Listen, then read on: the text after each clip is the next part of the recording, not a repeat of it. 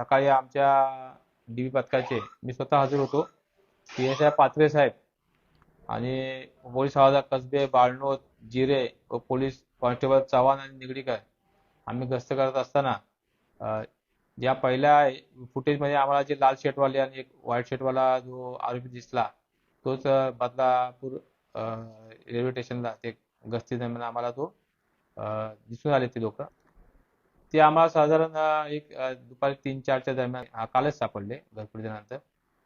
May be ते परत दुसऱ्या दिवशी रेकी करायचा प्रयत्न यांचा असेल, कारण यांची पार्श्वभूमी बघितलं तर हे पुणे येथे राहतात. फरासखाना पोलीस स्टेशनच्या अंतर्गत त्यांच्यावर गुन्हे आहेत. असे पुण्याला यांचे एक 10 गुन्हे यांच्यावर रजिस्टर आहेत. अत्यंत सराईत हे दोघ जण. हे तिथे राहतात, रेल्वे स्टेशनला वर राहतात, परत झोपतात तिथे. तिथे बघतात आजूबाजूला आज घरपुरी झाली, काय माल भेटला नाही, मग परत दुसऱ्या दिवशी तिथेच करतात.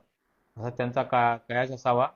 आणि आम्ही दुपारी आम्हाला ते आढळून आले, त्यांना आम्ही ताब्यात घेतलं. सेम फुटेजवरून आम्हाला दिसले, सेम कपडे घातले होते, कपडे काय त्यांनी बदलले नव्हते.